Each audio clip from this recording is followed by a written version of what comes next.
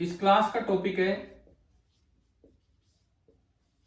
Safety device, और जिसके रूप में हम कोई एमसीबी नहीं पढ़ रहे, मिनिएचर सर्किट ब्रेकर, हम पढ़ रहे होंगे इलेक्ट्रिक फ्यूज। दरअसल दो तरह की सेफ्टी डिवाइसेज जो घरों में यूज की जाती है, एक इलेक्ट्रिक फ्यूज होता है और एक MCB. MCB is based on, MCB देखा आपने, घर में बोलते हैं एमसीबी गिर गई इसको उठाओ, और इस तरह से लगे रहते हैं आजकल। तो वो तो मैग्नेटिक इफेक्ट ऑफ करंट पे बेस्ड है, और ये इलेक्ट्रिक फ्यूज बेस्ड होता है हीटिंग इफेक्ट ऑफ करंट पे। ये ज्यादा कॉमन है, पहले यही यूज हुआ करता था, आजकल एमसीबी यूज होने लगी। देखो होता क्या है कि आपके घर में एक लाइव वायर होती है, this is known as live wire. उस लाइव वायर में बीच में एक फ्यूज सॉकेट होता है। लाइव वायर के अंदर दिस इज फ्यूज सॉकेट, ये अभी खाली है, इसमें कुछ कनेक्टेड नहीं है, ये आपका है फ्यूज सॉकेट। अब एक होता है फ्यूज प्लग, जिसके अंदर एक फ्यूज वायर कनेक्टेड होती है। This is a separate device, fuse plug. इसके अंदर ये दो टर्मिनल्स उसको टच करेंगे, और यहां बीच में एक वायर होती है जो यहां से लेके यहां तक लपेट दी जाती है। This is known as fuse wire. Domestic electric circuit है ये, उनमें यूज होता है। आजकल एमसीबी ज्यादा यूज होने लग गए, वो नीचे गिर जाती है, बस उसको ऊपर कर दो तो ऑन हो गया। पहले क्या होता था, एमसीबी नहीं यही यूज होते थे। ये आपने देखा होगा घर में थोड़ा ये येलोइश टाइप कलर के रहते हैं, अभी मेरे पास कोई पड़ा नहीं मैं दिखाता आपको। उसको इसमें फिट कर दिया जाता है। कई बार क्या होता है, जैसे पहले घर में लाइट चली जाती तो बोलते कि भी जब चेक करके आप फ्यूज तो नहीं उड़ गया, ऐसा बोला जाता है कि fuse is blown of, fuse उड़ गया। तो उसको देख के ना, अब जैसे हम तो छोटे थे तो हम पता भी नहीं था उस समय, बट इसको निकाल के यूं देखना होता था। देखना क्या होता था वो नहीं पता था, क्या देखना होता था कि क्या ये वायर मेल्ट तो नहीं होगी। अगर ये वायर मेल्ट हुई है तो बीच में कोई तेज करंट आया होगा, जिससे हमारा बाकी घर का सर्किट बचा रह जाए, केवल फ्यूज ने अपना बलिदान कर दिया, मतलब ये मेल्ट हो गया। और इसको फिर दोबारा से चेंज कर देते थे घर वाले फ्यूज वायर लगा के, और तब तक करंट नॉर्मल हो चुका होता था। तो इस तरह की ये एक डिवाइस है फ्यूज, जिसको हम बोलते हैं। इसका सर्किट सिंबल भी मैं आपको बताता हूं। फ्यूज का सर्किट सिंबल कुछ ऐसा होता है, ये this is the circuit symbol of fuse. This is the circuit symbol of fuse. ये फ्यूज वायर जो बनी होती है, इसके बारे में दो तीन बातें आपको ये याद रखनी होती है कि एक तो हाई रेजिस्टिविटी होती है इसकी, लेकिन जो मेन पॉइंट है वो है लो मेल्टिंग पॉइंट। भाई ये मेल्ट होना जरूरी है। ये हाई मेल्टिंग पॉइंट का आपने लगा दिया, पता लगा घर के टीवी कूलर मेल्ट हो गए, ये मेल्ट नहीं हो रहा, फिर किस बात की वो सेफ्टी डिवाइस है। ये प्रोटेक्ट करेगा खुद मेल्ट होके। तो लो मेल्टिंग पॉइंट इसका होना चाहिए। जनरली ये टिन लेड अलॉय कोई मटेरियल होता है, उससे बनाया जाता है, टिन लेड अलॉय से। लेकिन घरों में तो वही कॉपर वायर को भी हम लगा दिया करते थे फ्यूज वायर के तौर पे। ये होता है एक फ्यूज। होता क्या है, ये फ्यूज सॉकेट है जो घर की दीवार में लगा होगा कहीं सर्किट में। ये फ्यूज प्लग है जो आप इसमें फिट करते हो, निकाल भी सकते हो, लगा भी सकते हो। फ्यूज प्लग के अंदर एक फ्यूज वायर है, टिन लेड अलॉय की बनी होती है। ये सर्किट सिंबल होता है फ्यूज का। फ्यूज वायर की दो बातें आप ध्यान रखिए, high resistivity, low melting point, ये सब मैंने यहां तक बताया। अच्छा अब देखो ये सर्किट में ये काम कैसे करता है ये फ्यूज। हम एमसीबी की तरफ नहीं जा रहे हैं, वो मैग्नेटिक इफेक्ट पे बेस्ड है, हीटिंग इफेक्ट ऑफ करंट पे बेस्ड केवल ये है। तो हम यही पढ़ रहे हैं कि देखो इसका ये जो वायर दी जाती है फ्यूज वायर, एक ऐसी वायर दी जाती है जिसका मेल्टिंग पॉइंट स्लाइटली अबव हो, किससे, जो टेम्परेचर पहुंचता हो, जो मैक्सिमम सेफ करंट इससे फ्लो करे। एक फ्यूज वायर का एक मैक्सिमम सेफ करंट होता है कि भाई मैं चाहता हूं इससे ज्यादा करंट जाए तो ये मेल्ट हो जाए। मैक्सिमम सेफ करंट, मान लो मैंने उसे आईसी बोल दिया, मैक्सिमम सेफ करंट इसमें से ये है फ्यूज वायर में से। तो मैक्सिमम करंट जब आता है तब कितना टेम्परेचर है, उससे जरा सा टेम्परेचर बढ़ते ही ये वायर मेल्ट हो जानी चाहिए। यानी कि इसका melting point slightly greater than maximum safe temperature जो आप चाहते हैं, उससे अगर थोड़ा सा भी ज्यादा हो तो ये वायर मेल्ट हो जाए। इस तरह की ये वायर ली जाती है, और ये बोला जाता है कि फ्यूज है ब्लोन ऑफ, मतलब उड़ गया। अब फ्यूज वायर पूछा जाए सीरीज में यूज होगी डिवाइस के साथ कि पैरेलल में, तो स्विच तो पैरेलल में लगाया जाता है। स्विच और फ्यूज वायर, ये मैं एक सर्किट आपको बना के दिखाता हूं। स्विच भी सीरीज में लगाया जाता है। किस तरह से, देखिए ये बाहर से एक सप्लाई आई, ये बाहर से सप्लाई है। एक होता है घर का main switch, main fuse, this is the main fuse of house. अब ये पहला कमरा है, इसके अंदर मान लो कोई ट्यूबलाइट है, ये है, तो उसके साथ लगा होगा एक स्विच। ये स्विच की तरह ही मैंने दिखा दिया कि ये एक स्विच है, या आप इसको सर्किट सिंबल की तरह यूं भी दिखा सकते हो। और जो फ्यूज लगा होता है वो भी इसी लाइन के साथ ही लगा होता है। मतलब इस लाइन का जो फ्यूज होगा, इस लाइन का जो फ्यूज होगा, यहीं पे इसका स्विच होगा और यहां पे ये डिवाइस होगा इस तरह से। अगला डिवाइस वो पैरेलल में लगा होगा। घर में सारी डिवाइसेस पैरेलल में होती हैं, परंतु उनके स्विच और उनके फ्यूज उसके साथ सीरीज में होते हैं। ये अगली डिवाइस है। तो इस तरह का कनेक्शन चलता है। अब कई बार ड्यू टू शॉर्ट सर्किटिंग या ड्यू टू ओवरलोडिंग, मतलब कोई भी प्रॉब्लम होने से करंट एकदम बढ़ जाए तो ये फ्यूज वायर मेल्ट हो जाती है, जिससे वो डिवाइस सेफ रह जाता है। ये इसका पर्पज है। ये तो हुई जनरल बात है। इलेक्ट्रिकल इंस्टॉलेशंस के समय सब बना दिया जाता है घर में ही कि कैसा सर्किट है, ये तो जनरल बात है। अब इनमें न्यूमेरिकल किस तरह के आते हैं, तो एक तो ये करंट कैपेसिटी बताता हूं। IC stands for capacity. Safe current को ही हम बोलते हैं करंट कैपेसिटी। तो जो पहला रिजल्ट आपको फ्यूज वायर के बारे में याद रखना होता है, ये चीजें अपनी कॉपी में ऐड करें तो आप हीटिंग इफेक्ट ऑफ करंट के टाइम वहां लिख सकते हैं। पहला रिजल्ट जो हमें याद रखना होता है कि जो मैक्सिमम सेफ करंट है वो फ्यूज वायर की लेंथ पे डिपेंड नहीं करता, बल्कि इसके रेडियस पे डिपेंड करता है। Suppose this is the fuse wire, ये फ्यूज वायर है, इसका रेडियस है r और इसकी लेंथ है l। तो जो मैक्सिमम सेफ करंट है IC, ये l पे डिपेंड नहीं करता है। अगर एक वायर बार बार मेल्ट हो रही है तो उसकी लेंथ बढ़ाने से काम नहीं चलेगा, आपको थोड़ा मोटी वायर लेनी होगी वहां पे। अगर एक पतली फ्यूज वायर काम नहीं दे रही है तो थोड़ी मोटी वायर लेनी होगी, वो वहां पे काम देगी, बार बार मेल्टिंग से बचोगे। लेंथ बढ़ाने से कुछ नहीं होगा। और ये जो IC होता है that is directly proportional to radius raise to power 3/2। पहला रिजल्ट ये आप याद रखिए। कैसे आया अभी बताऊंगा। अगर R इंक्रीज करेंगे तो IC भी बढ़ेगा। इसका मतलब अगर कोई वायर बार बार मेल्ट हो रही हो तो आपको उसकी लेंथ बढ़ाने की जरूरत नहीं, थोड़ी मोटी वायर यूज करें, उसका रेडियस बढ़ाने की जरूरत है। ये कैसे आता है, I R पावर 3/2। देखो सेफ करंट इसमें से मैक्सिमम जा रहा है IC। मान लो स्मॉल r मैंने माना इसका रेडियस, रो मैंने मान लिया इस मटेरियल की जो रेजिस्टिविटी है, इस मटेरियल की जो रेजिस्टिविटी है वो है रो। L इसकी लेंथ है जो ऊपर दिखा रखी है। A हमने माना एरिया ऑफ क्रॉस सेक्शन, ये A है। और जो कर्व्ड सरफेस एरिया है वो A डैश बोल देता हूं। कर्व्ड सरफेस एरिया हो गया 2πr × L और A हो गया πr²। दोनों एरियाज आपको समझ में आ गए होंगे कि क्या है क्या नहीं है। और एक मैं मान के चलूं कि H मैंने माना कि जो इसका कर्व्ड सरफेस एरिया है उससे कितना हीट एनर्जी लूज होती जा रही है बाहर, मतलब टेम्परेचर बढ़ने से। भाई हीटिंग इफेक्ट होगा, टेम्परेचर बढ़ेगा तो इसका टेम्परेचर ज्यादा होगा, बाहर का टेम्परेचर कम होगा, तो इससे लगातार हीट बाहर निकलेगी।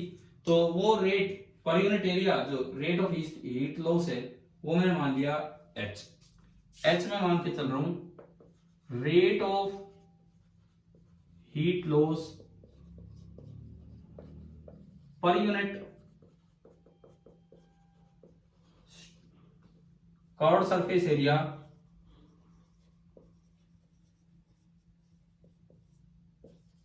Eight steady state. जब रोड का टेम्परेचर कुछ फिक्स हुआ है, अब वो हीट बाहर लूज करेगा इस वायर से, तो वो रेट हमने माना H। अब देखो हीट जनरेटेड जितनी होगी उतनी बाहर निकलती चलेगी, तो हीट जनरेट कितनी होगी टी टाइम में, जो इसमें से अगर IC करंट जा रहा है, R इसकी रेजिस्टेंस है, तो जो हीट जनरेट होगी that will be equal to IC² × R × T। T time में जो हीट जनरेट होगी that will be equal to IC² × R × T। और वो हीट निकलती जा रही है किस रेट से, ये लगातार निकलती रहेगी। किस रेट से?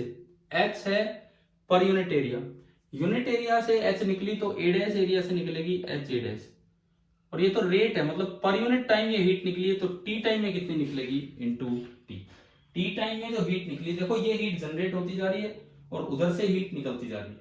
ये लास्ट से लास्ट केस है, अभी इससे इक्वेट हो गया है, ये स्टेडी स्टेट है और इससे ज्यादा करंट नहीं फ्लो हो पाएगा, नहीं तो मेल्ट हो जाएगा। लास्ट केस है जिसमें हमने इनको इक्वेट कर दिया। अब अगर मैं वैल्यूज पुट करूं, resistance IC square into resistance rho L upon area, area ये वाला है pi R square into T बराबर एच इंटू ए डैश है 2 pi R L into T, T से टी कैंसिल हो गया। अब आपको केवल एक चीज पे ध्यान देना है कि IC R पे कैसे डिपेंड कर रहा है। तो आप यहां से देखो IC square is proportional to, बाकी सब कांस्टेंट है मैंने हटा दिया, 2 pi square H rho L वो सब कांस्टेंट है। जो IC स्क्वायर है वो R पे कैसे डिपेंड कर रहे हैं? L से L भी कैंसिल हो गया है, T से T भी कैंसिल हो गया। मैं आपको पूरा IC स्क्वायर लिख के दिखाता हूं, 2 pi square R cube H भी है ऊपर R cube divided by rho, ये सारी चीजें कांस्टेंट है। तो हम बोल सकते हैं कि IC square is proportional to R cube, और ये रिजल्ट हम याद रखें IC is proportional to R raise to power 3/2। Fuse के बारे में पहला रिजल्ट। हाँ जी भाई बताओ, क्या ये समझ में आया? फ्यूज का पहला रिजल्ट क्या है? जो भी बच्चे अटेंड कर रहे हैं, क्या है कोई जवाब दे, क्या ये समझ में आ गया कि IC कैसे R पे डिपेंड कर रहे हैं? कि IC is proportional to radius of the fuse wire raise to power 3/2। ये रिजल्ट याद कर ले। अब जिस बच्चे ने जो क्वेश्चन पूछा था वो तो इसी से हो गया, कर लेगा अपना वो। अब देखो दूसरा एक और रिजल्ट मैं इसके बारे में बताता हूँ, फ्यूज वायर के बारे में, कि आपसे पूछा जाए कि अगर मान लो कितना टाइम लेगा कि फ्यूज मेल्ट होने पे। जैसे IC तो डिपेंड कर रहे हैं इसके रेडियस पे, अगर मान लो थोड़ा ज्यादा करंट आ जाए तो फ्यूज मेल्ट होगा। तो फ्यूज मेल्ट होने में कम टाइम लेगा या ज्यादा टाइम लेगा, वो रिजल्ट क्या है? जो टाइम टेकन फॉर मेल्टिंग है, time taken for melting, melt होने अगर वो लग गया है, जस्ट मतलब IC से जरा सा करंट ज्यादा होते ही, ऑलमोस्ट IC करंट जाती है, इससे जरा सा करंट ज्यादा होते ही, time taken for melting delta T that is proportional to radius raise to power 4। ये सेकंड रिजल्ट है। पहला रिजल्ट ये है कि फ्यूज वायर में जो मैक्सिमम सेफ करंट जा सकता है वो फ्यूज वायर के रेडियस की 3/2 पावर पे डिपेंड करता है। रेडियस ज्यादा होगा तो IC ज्यादा होगा, लेकिन उसकी डायरेक्टली प्रोपोर्शनल नहीं पावर 3/2। दूसरी बात, अगर IC से जरा सा ज्यादा करंट आपने कर दिया, मतलब ऑलमोस्ट IC मान लो, तो मेल्ट होना स्टार्ट करेगा। अब मोटी वायर अगर है तो ज्यादा देर में मेल्ट होगी, पतली वायर है तो जल्दी मेल्ट होगी। Delta T is directly proportional to R raise to power 4। Again वही बात है कि ये मेल्टिंग टाइम इसकी लेंथ पे डिपेंड नहीं करता है। कैसे? अब वो देखते हैं मेल्टिंग टाइम क्या होगा, अब हम वो देखते हैं। देखो जो भी हीट जनरेट हुई है that is IC square into R into T, ये हीट जनरेट होती जा रही है T टाइम में। और जो टेम्परेचर जो मान लो अभी ये अपने रूम टेम्परेचर पे है TR, मेल्ट होने के लिए इसे पहुंचना है TMP। तो जो मेल्ट हुआ तो उसके लिए डेल्टा T हो गया TMP minus TR, T melting point minus T room temperature, जो भी इसका था। अब ये हीट अगर इसको मेल्ट करवाने में सफिशिएंट है, तो हमने कभी फॉर्मूला पढ़ा है +1 में कि अगर डेल्टा T टेम्परेचर राइज किया है, डेल्टा T अगर टेम्परेचर राइज किया है, जस्ट मतलब मेल्टिंग पॉइंट तक पहुंचा दो। मैं स्टेट चेंज की बात नहीं कर रहा हूँ, मैं केवल टेम्परेचर बढ़ाने की बात कर रहा हूँ कि अगर आपने इसको मेल्टिंग पॉइंट तक पहुंचा दिया तो इसका टेम्परेचर TR से TMP तक हो जाएगा, और जो डेल्टा T होगा हमारा MC डेल्टा T में, that is T melting point minus T room temperature. तो ये हमने इसमें पुट किया I² RT is equal to MC delta T। मैंने इसमें वैल्यूज पुट की, तो देखिए IC square into R rho L by A, area है pi R square into T is equal to mass, इसका जो मास है मैं उसे लिख सकता हूं जो भी इसका मास होगा, मास को अगर in terms of volume and density लिखें तो क्या बनेगा, अगर d इसकी डेंसिटी है, इसका वॉल्यूम, इतनी लेंथ का वॉल्यूम कितना है, मान लो मैं इसकी मास डेंसिटी d बोलता हूं, रो नहीं, रो तो रेजिस्टिविटी है, मास डेंसिटी है d, तो इसका वॉल्यूम कितना होगा सिलेंडर का, पाई आर स्क्वायर एल। तो जो इसका मास होगा वो होगा density into volume, pi R square L. C इसकी स्पेसिफिक हीट कैपेसिटी और डेल्टा टी हमें पता है अभी कहां तक पहुंचना है ये। तो मुझे टाइम निकालना है कि कितनी देर में ये मेल्ट हो जाएगा। तो ये टाइम आया, पाई ऊपर गया, पाई स्क्वायर, एक डेंसिटी है D upon rho L I C square, ये सब तो डिपेंड पहले फिक्स हो चुका है, और इनटू इसके अलावा और क्या बचा, एक आर स्क्वायर वहां है और एक आर स्क्वायर यहां से जाएगा, तो ये आपका आया r रेज टू पावर 4। अब सपोज कीजिए ये आ गया t is equal to this thing, एक डेल्टा t और है, और r रेज टू पावर एक c भी है, इसके अलावा r रेज टू पावर 4 है। अब IC की बजाय मैं कहता हूं कोई भी एक स्ट्रॉन्ग करंट जा रहा है IC से बड़ा, ये फिलहाल अब मेल्ट करना है तो I is greater than IC, ये आ गया। डेल्टा T इसका टेम्परेचर इंक्रीज है, इन सबको छोड़ो, इन सबको छोड़ो, R पे कैसे डिपेंड कर रहा है, तो for a given value of IC, I, for a given value of I, मान लो इसका मेल्टिंग कोई भी सेफ करंट था, उससे ऊपर कोई फिक्स करंट आपने पास कर दिया, तो अगर मेल्ट होने के लिए आप करंट फ्लो करवा रहे हो तो कितनी देर में मेल्ट होगा वो डिपेंड करेगा इसके रेडियस पे। और यहां अगर देखते हो तो ये सारा कांस्टेंट है, तो एक अप्रोक्सीमेट रिलेशन ये आता है कि time taken is directly proportional to radius raise to power 4। मतलब क्या, दो रिजल्ट्स जो हम याद रखें, पहली बात मैक्सिमम सेफ करंट वो रेडियस पे डिपेंड करता है r रेज टू पावर 3/2 पे, और अगर IC से ज्यादा कोई फिक्स करंट आप फ्लो कर रहे होंगे तो मेल्टिंग पॉइंट तक टेम्परेचर बढ़ाने में, मेल्टिंग पॉइंट तक टेम्परेचर भेजने में जो टाइम लगेगा वो भी रेडियस की 4th पावर पे डिपेंड होता है। ये रिजल्ट कम यूज होता है लेकिन ये रिजल्ट ज्यादा यूज होता है। फिर भी आपको फ्यूज वायर में कोई सा भी रिजल्ट यूज करना पड़ सकता है, तो आप इन पे ध्यान देना। ये हमारा सर्किट की एक सेफ्टी डिवाइस थी जो कि हम फ्यूज के तौर पे पढ़े। एक और होती है सर्किट ब्रेकर, ये भी वैसे तो सर्किट ब्रेकर ही है। एक और होता है सर्किट ब्रेकर जो बाद में हम देख रहे होंगे मैग्नेटिज्म में, मैग्नेटिक इफेक्ट्स ऑफ करंट वाले चैप्टर में जो आजकल चल रहे हैं। बट ये जो पार्ट था, ये पार्ट आप अपना ऐड कर लेंगे करंट इलेक्ट्रिसिटी वाले पार्ट में, हीटिंग इफेक्ट ऑफ करंट वहां पे। अब एक बच्चे ने एक और क्वेश्चन पूछा कि जैसे दो स्फीयर है, मान लो अभी ये न्यूट्रल है, ये इससे हटके है, इससे अलग है ये क्वेश्चन, जस्ट एक डाउट के तौर पे मैं ले रहा हूं। यहां दो स्फीयर हैं, दोनों न्यूट्रल है, और कैसे करके इस पे पॉजिटिव चार्ज आ गया और इस पे नेगेटिव आ गया। ये मान लो A है और ये मान लो B है, तो बताओ किधर से किधर इलेक्ट्रॉन गए होंगे, A से B या B से A? बोलिए, A से B गए होंगे या B से A? बोलो, जवाब दो। इलेक्ट्रॉन A से B गए होंगे या B से A?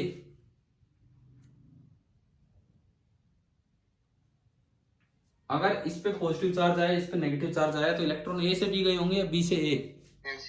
A से B। तो अब सुनो, एक कंफ्यूजन क्या था एक बच्चे का, वो सुनिए। यानी कि कुछ इलेक्ट्रॉन इससे निकले हैं, मान लो पहले इसका मास m है, इसका मास भी m है। मैं बाद में कहता हूं इस पे चार्ज Q आ गया एंड इस पे चार्ज -Q आ गया, तो जो इलेक्ट्रॉन अगर n ट्रांसफर हुए हैं तो Q बराबर n ही हम बोल सकते हैं। n इलेक्ट्रॉन इधर से इधर गए तभी तो इस पे n ही आया और उस पे -n ही आया।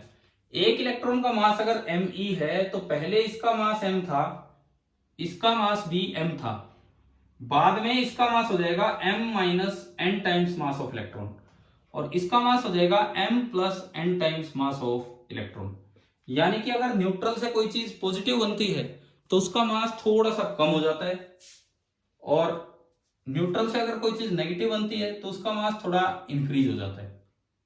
अब ये एक दिन पूछा था मैंने एक सवाल, फिर बच्चे को कंफ्यूजन ये था कि भाई mass, charge can not exist without mass, charge can not exist without mass. ये कंफ्यूजन था कि अगर चार्ज दिया है, इसको भी पॉजिटिव चार्ज दिया, इसको भी negative, charge can not exist without mass, तो जब चार्ज दे रहे हैं तो मतलब मास भी दे रहे हैं, तो उनका सवाल था कि इस पे पॉजिटिव चार्ज दिया तो इसका मतलब हमने इस पे मास दिया होगा ना, हमने इस पे बाहर से कोई प्रोटॉन ऐड नहीं किया।